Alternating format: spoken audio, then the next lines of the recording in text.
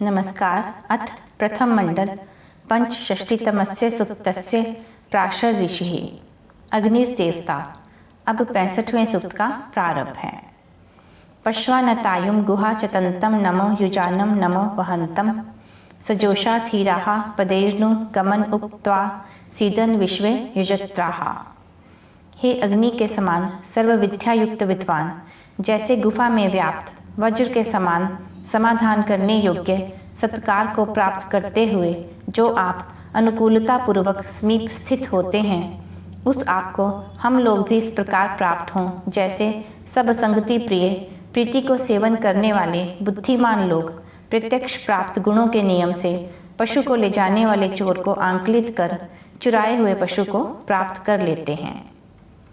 ऋतस्य देवा अनुव्रता गुर्भुवत् पृष्टिः धौन भूम वर्धन्तीम आपः पन्वा सुषिश्विम ऋतस्य योना गर्भे सुजातम। हे मनुष्यों, जैसे यह अग्नि सब प्रकार ज्ञाता सूर्य के प्रकाश के तुल्य होकर सब पदार्थों को दृष्टिगोचर करता है, वैसे ही सत्य धर्म स्वरूप युक्त विद्वान सत्य भाषण आदि नियमों को प्राप्त होकर आचरण करते हैं। जिस प्रकार अग्नि के समान विद्वान कारण रूप सत्य के निमित्त अच्छी प्रकार प्रसिद्ध शुद्ध आचरण से स्तुति व कर्म से पृथ्वी जल व प्राण को बढ़ाकर ज्ञानयुक्त कर देते हैं, वैसे ही सब हों। पुष्टीर्ण अण्वाक्षितीर्ण पृथ्वी गिरीर्ण भुज्म क्षोधो न शंभु अत्यो न अजमन सर्ग प्रतक्तः सिंधूर्ण क्षोधः क इम विराते।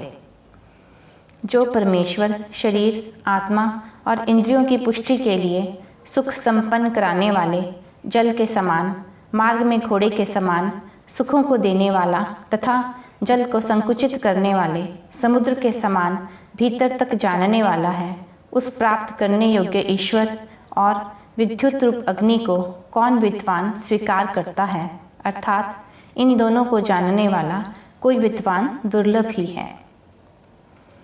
जामिहि सिंधु नाम भ्रातेव स्वस्त्राम इभ्यान राजा वनान यत्तिः यत्वात जूतो वना व्यवस्थात अग्नि ह दाति रोमा पृथ्व्याः। जो वायु से वेग को प्राप्त हुआ अग्नि वनों का छेदन करता तथा पृथ्वी का निश्चय करके रोमों के समान भेदन करता है, वह समुद्र और नदियों के सुख प्राप्त कराने वाला होकर बंधु के समान इस प्रकार व्यवहार करता है जैसे भाई अपनी बहनों की रक्षा करते हैं और हाथियों की रक्षा करने वाले पीलवानों के लिए राजा स्थित होता है। श्वसिति अपसु हंसो न सीदन कृत्वा चतिष्ठो विषाम उशरभुत सोमो न वेथारित प्रजातः पशूर्न शिशवा विभुः दुरेभाः।